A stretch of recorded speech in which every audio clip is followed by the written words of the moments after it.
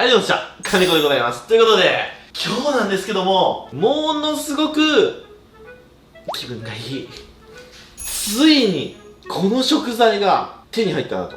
僕が4年間ずーっと食べたいなって思ってた海鮮がついに手に入りました。こちらの1000万人達成のライブ配信でも少し名前を出したんですけど、僕が今一番食べてみたかった魚介類、それはですね、カラビネーロという名前のエビです。正式名称は大蜜トゲチヒロエビっていうエビらしいんですけど、これがね、まあ日本で入手するのは難しかったんですよ。で、つい最近ネットに売ってたんですよ。冷凍なんですけど買えました。というわけでこちらの冷蔵庫に入ってます。この冷蔵庫の中に、はい、これは全部カラビネーロです。カラビネーロやべえやべえ、カラビネーロだらけ。8ケース買いました。こちらカラビネーロ、パッケージに大きく載ってますね。これが大蜜トゲチヒロエビという名前のエビです。鮮内凍結、鮮度は抜群のエビですね。でカラビネーロっていうのはまあなんか何語なんでしょうね。正式名称は大蜜トゲチヒロエビですね。こうやって書いてありますね。なので今日はこちらの僕が探してましたカラビネーロ、こちらを使いまして、カラビネーロのお刺身としゃぶしゃぶ、そしてグリル、こちらの3品作っていきたいと思います。そしてですね、今日はこちらのカラビネーロに合わせるお酒がですね、こちらじゃん、毎月恒例朝日さんからこちらいただきました工場出来たてうまさ実感パック、こちらを飲んでいきたいと思います。これで毎月1ヶ月の終わりを感じれますからね。今日も外めちゃくちゃ暑いんですよ。今天気予報で見たら今39度、外はカンカン照り。暑い日も続きますので、キンキンに冷えた工場出来たてうまさ実感パック、実食の時に一緒に飲んでいきたいと思います。そしたらまずこちら解凍していきましょう。本当に楽しみで、これ正直1週間ぐらい前に届いてたんですけど、もうこの撮影まで食べなかったです。もう何回このちょっと解凍して食べてやろうかなと思ったことか。いやマジで楽しみ。こんな楽しみな撮影はそうない。どんなんなんだろう。ちょっと開けてみますね。いきます。せーの。はいはいはいはいはい。うーわー、でっかっ、すごっ。これがカラビネーロ。頭がめちゃくちゃでかいの分かりますか。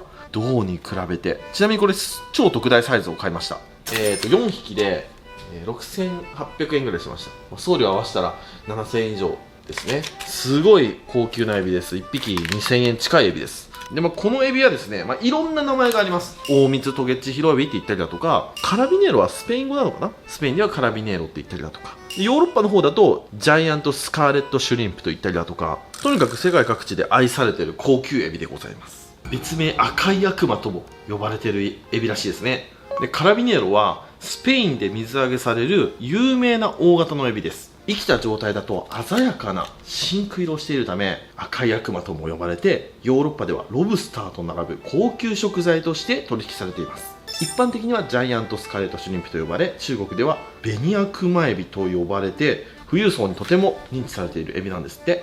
で深海に生息しているため養殖はできないみたいですね。世界各地で生息していますが、漁獲量がすごく少なくて大変貴重なエビとなっておりますと。で特徴は引き締まった甘みのある身はもちろんですが、このエビの最大の特徴はエビ味噌なんですよ。こいつ頭がすごいでかいですよね。この中に本当に人間の脳みそみたいなエビ味噌が入ってるんですよ。その味噌が食べてみたくて仕方なかったんですよ。もちろんこれお刺身でもいける鮮度なので、よし、じゃあ早速解凍していきます。でエビの解凍方法なんですけど、流水で流してもいいんですけど、僕はこういうね1匹ずつ冷凍されてるエビは流水ではなくてですね、まずはお水を用意して、そこにお塩ですね、海水ぐらいのお塩を作ります。だいたい 3% ぐらいのお塩を作っていきます。真水じゃなくてこの塩水で解凍する。そうすることによってエビの水分が抜けづらいです。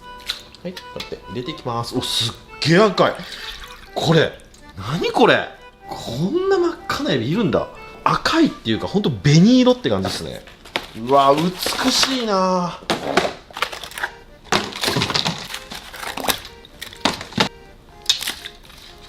はい、ではこのようにエビが入りました。そしたら僕はここにさらに氷を入れます。氷塩水でゆっくり溶かす。僕はこの溶かし方でエビを解凍してます。板氷の水と一緒に冷凍されたエビは流水でそのまま垂れ流しで解凍するんですけど、こういったエビはこの解凍方法が一番旨味が抜けないんじゃないかな。よし、これでだいたい1時間ぐらいで溶けると思いますので、1時間後に移動。はい、というわけで1時間経過しました。ほらもう身の部分は溶けましたね。でもやっぱね、味噌が大きいので完璧に溶けてはないですね。半氷状態。でもこれでいいんですよ。じゃーっと。よし、そしたら、大きさはある程度揃ってますけど、でもその中でも若干多少のばらつきはありますね。大きいやつ2尾をグリルにしましょう。であとは剥いてお刺身状にして盛り付けていきたいと思います。ではグリル用にまずは仕込みをしていきましょうか。でこのエビ手で触ると赤い色素がすごいつきそうなので手袋します。ちなみに今日のカラビネーロの産地がですね、中国です。中国で取れるんですね。だから僕の勝手なイメージ、このエビはもっとこう冷たい深海に住んでいそうっていうイメージがあるんですけどね、海は不思議ですね、やっぱり。まずそしたらここ揃えちゃいましょう。ここを揃えて、1匹丸ごと焼くより半分に割った方がいいので半分に割ります。さあどうなっているんだい。うおー、すげえ。何これ、こんななってんの。はあ、味噌、これ全部味噌です。でこの口のところ、ここは共通して砂袋だと思います。これは取った方がいいですね。あ、これですね、この砂袋ジャリジャリってしてそうなとこ、これだ。ここは外します。はい、あとはこれ濃厚な味噌だけです。これめっちゃうまそう。このエビやばい。うわ、こっちも味噌パンパンだ。で身もすごく綺麗ですわ。ちょっと冷凍物っていうのでね、不安はあったんですけど、さすが洗浄凍結バッチリですね。よし OK。 そしたらバットに移して少し塩を打っておきます。はい、これ冷蔵庫で置いておきます。はい、じゃあその間にこちらも剥いていきましょうか。海外の TikTok とかでよく見てたやつは、まずここ兜を取ります。パカッと。うわー、これ見たことあるやつだ。こんなんでした。この赤い膜にねまとわれて、でこの赤い膜を取るんですよ。赤い膜をこうやって取ると、ほら中からプリンプリンな味噌が出てきます。うわ、すげえよこれ。これ全部味噌です。でここが砂袋かな。なのでこれは取ると。このボタンエビとかでもこの砂袋は取らないと大変なことになる。うわー、ちょっとビジュはすごいな。身も剥いちゃいます。おー、すげえ。こう頭取ると見栄え悪いんで、並べた時に、あ、でもこうやってかぶせばいいわ。で食べる時にこう取ると。で砂袋は取れているという状態にしていきます。じゃあ全部やっていきますね。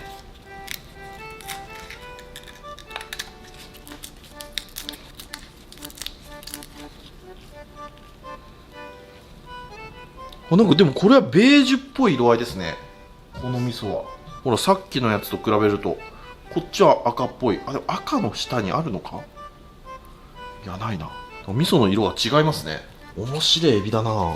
でこの味噌をで吸いたい。俺もああいう風にやりたい。ああ、早く食べたい。一生懸命剥いていきますね。はい、では剥けました。で剥いてる時思ったんですけど、この個体は砂が入ってるやつと入ってないやつすごく激しい。エラのところに砂ジャリジャリに噛んでるのもいましたし、こんなにパンパンに膨れ上がった砂袋も入ってる個体もいました。天然物なんでやっぱりそこは気をつけないとなって感じでしたね。ほんでこう背わたなんですけど、こうピーッと取るじゃないですか。これが背わたです。この赤いやつ、赤い線みたいなやつが背わた。2本あるんですよ、線が。こういうオレンジ色と真っ赤なやつで、この真っ赤な方が背わたが入ってます。これです。これ背わたは絶対抜かないとやばいですね、このエビは。開いてもいいんですけど、開くと見栄えが悪いので爪楊枝でこうやって出していきましょうか。よし、そしたらこちら盛り付けていきたいと思います。こういうお椀にキラッキラの人工海藻で少し緑も入れつつ、でここに並べていきます。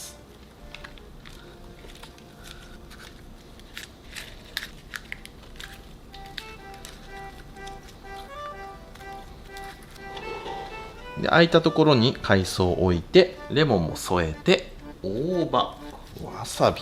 はい、これでカラビネーロのお刺身兼しゃぶしゃぶ用の完成。そしたらしゃぶしゃぶのスープ作っていきます。だしはやっぱりだしのチーズ。500cc に1袋ポンで簡単にお上品なお出汁が引けるんです。今日はちょっと甘みを出したいので、ここにみりんを少し、そしてお酒も少量で、薄口醤油も少量。はい、これで煮出せばスープの完成ですね。ではグリルを作っていきます。ニンニクと鷹の爪刻んでいきます。せーの。そしたらフライパンにオリーブオイル、ちょっといいオリーブオイルたっぷりと。でそこにニンニクと鷹の爪。はい、いい感じに香りが立ってきたら、そこにカラビネーロ、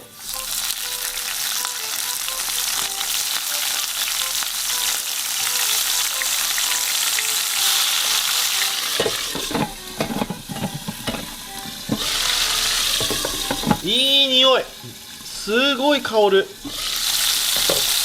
ブラックペッパーも少々。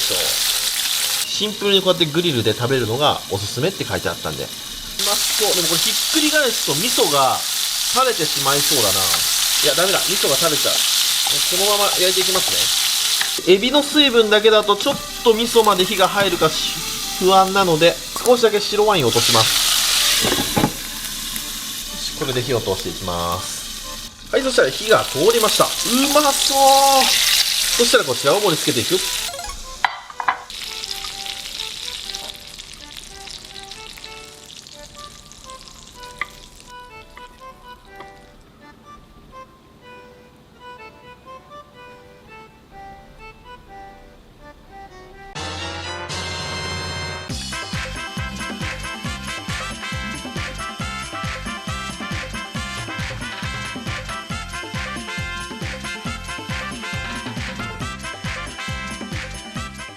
はい、じゃあ完成。いただきます。よっしゃ、食べていこう。さあ、豪華なのができましたね。これが僕がずーっと食べたかったエビ、カラビネーロでございます。いただきましょうか。お出汁もいい感じにできておりますよ。まずはシンプルにいただきますよ。どれいこうかな。脳みそしてるやつがいい。これに決めた。これいただきましょう。このプリプリの脳みそ。醤油をちょっとつけて、まずはこの脳みそからいただきます。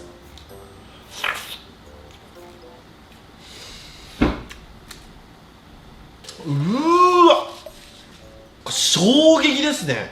はあ、今何が起きた？もう一回いいですか？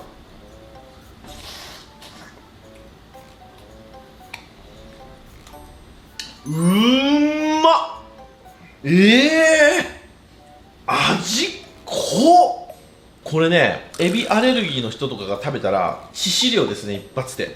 うわ、でも濃すぎて後味がちょっと渋みが残るぐらい、そのぐらい濃い味噌ですね。なんかね、こう珍味のようなそんな香りがします。こうちょっと海苔っぽい香りもするし、なんか純粋に今まで食べてきたエビ味噌とは全く違いますね。とにかく濃いで、アクは強めですね。これはめっちゃくちゃ好き嫌い分かれるエビの身ですね。これ殻はしゃぶしゃぶの中にこう入れておきましょう、だしとして。まずこの生でいただきますね。醤油につけて、うわー、綺麗な身ですね。ではこちらいただきます。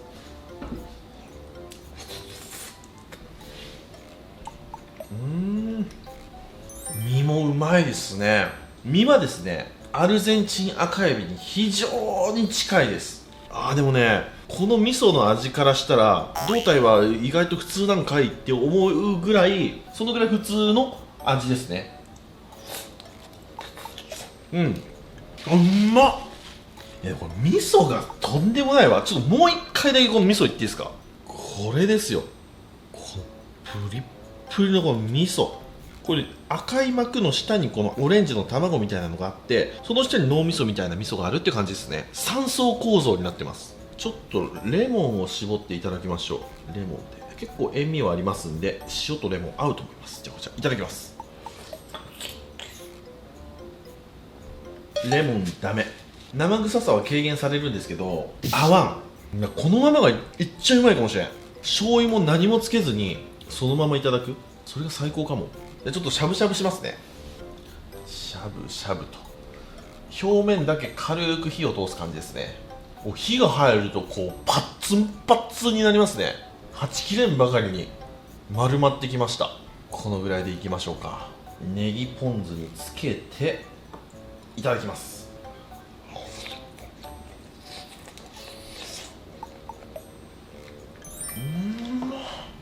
このエビしゃぶしゃぶにした方がうまい。えぐみが取れてさらに甘さが倍増しましたね。でお出汁もいい味。お出汁いただいていいですか。どんだけ出汁が出たかな。うまっ。いい出汁出ますね。でもやっぱ味噌はねすっごいアクが強い。こういうエビ味噌とか僕大好きなんですけど、大好きな僕ですらちょっとなんか喉がイガイガするぐらい。分かりやすく言うと度数の高いお酒飲んだ後みたいな、そんな余韻が感じられるくらいこのエビの味噌は濃いですね。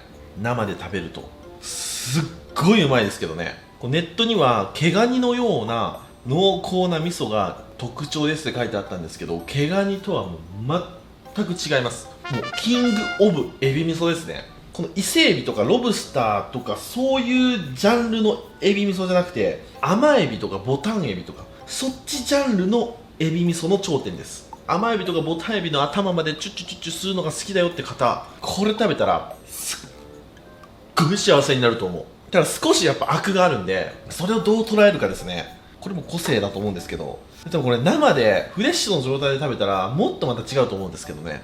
いやこれはねちょっと衝撃だったな。ほんで身は絶対しゃぶしゃぶです。しゃぶしゃぶしたらこれ何本でもいけます。ずーっと食べれる。じゃあ次こちらグリルいきましょう。身を剥がして、おピロピロピロと剥がれました。そしたらこの身をこの濃厚な味噌にたっぷりつけていただきます。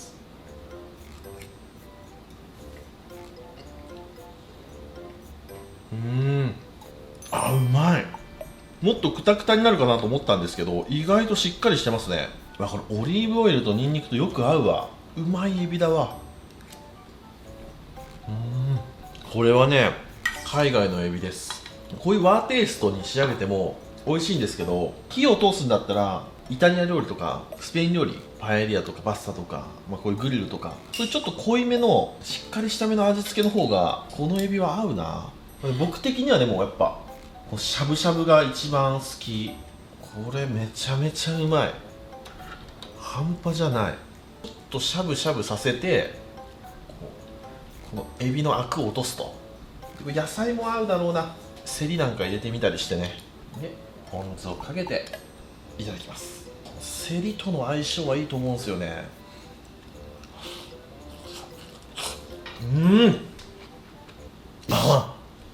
セリが全面に出てきちゃいましたね。難しいエビだな。はい、ということで今日はこちらの4年間探し続けていた幻のエビカラビネーロときましたら、お飲み物こちらでやっていきたいと思います。せーのでん、銀色のやつ工場出来たてバージョン。いい音ですね。さーっと注いでいきます。さあ今日は7対3決めていくよ。絶対に決めていきたいところ。よしよしよしよしよしよしよしよしよしよしよし。あと黄色、あと黄色、あと黄色もうちょっと、黄色もうちょっと、黄色もうちょっと。よし、オッケー、完璧。はい、こちら見事な7対3が出来上がりました。こちらいただきます。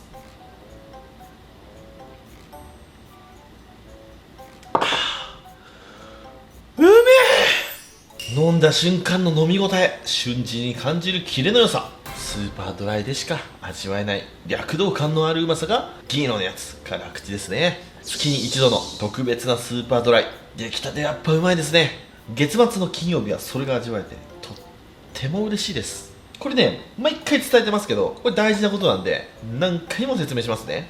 辛口っていうと苦いってイメージがある方いると思いますですが、そうではなくてですね、辛口というのは飲み応えがあってキレがいいですよということです。僕は断然ビールは辛口、スーパードライで間違いなし。濃厚なカラビネーロと相性がめちゃくちゃいいですね。出来たての銀色のやつがあって料理が完成したって感じがしますね。これがないと始まらない、そんな料理だったと思います。それじっくり食べていくよ。ごちそうさまでした。ということで今日は僕が4年間探した一番食べてみたかった魚介類、大蜜トゲッチヒロエビ、通称カラビネーロ、食べてみましたけども、めっちゃうまかった。もうやりたかったんすよ。脳みそが。正直味の想像はめっちゃしてたんですよ。シミュレーション完璧だったんですけど、はるかに超えてきましたね。うわ、こんな濃いって思いました。気になった方、ちょっと高いですけど、インターネットとか調べてもらったら、今時期なのかわかんないですけど、売ってるんですよ。食べてみて。エビ好きは死ぬまでに一度は食べた方がいいなと思うエビでしたね。見た目は赤エビそっくりなんですけど、赤エビとはもう似て非なるもの、全く違うものですね。ただ手袋をしてさばかないと、やっぱりこうやって赤い色素が手にすごくついちゃうんで、手袋はした方がいいですね。赤エビよりすごく色素がつきやすいエビですね。というわけでですね、実食の時にいただきましたこちらのアサヒスーパードライ工場出来たてうまさ実感パックですが、毎月月末の火曜日に製造されて金曜日に発売されます。まさに出来たての銀のやつ、特別なスーパードライです。今日の濃厚のカラビネーロにもやっぱり合うし、これを飲むと月末が来たなと思いますよ。これを飲んでこの動画を公開すると来たなぁと、ちょっと癖のある食材にも相性抜群です。ほんでコメントにもやっぱりこの工場できたてうまさ実感パックの PR 動画が来ると、月末が来たなーって思いますっていうコメントがちらほらありまして、そういうコメント見るとすごく嬉しくなります。ぜひお近くのスーパーなどで探してみてくださいね。月末の金曜日はぜひこちらの出来たての銀色のやつで乾杯しましょう。というわけで今日ご視聴ありがとうございました。バイバイ。